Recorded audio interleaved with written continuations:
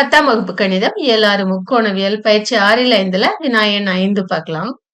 5x சமம் சீக்கன் theta 5/y சமம் டான் தீட்டா எனில் x² மைனஸ் 1/y² இன் மதிப்பு. நாம x ஒய்யும் என்னன்னு பார்க்கலாமா? பாருங்க, 5x சமம் சீக்கன் தீட்டா. அப்ப x வேணும் நான் என்ன செய்யணும்? சீக்கன் தீட்டா பை 5. அதாவது இங்க இருக்கிற 5 கீழே கொண்டு வந்துட்டோம்.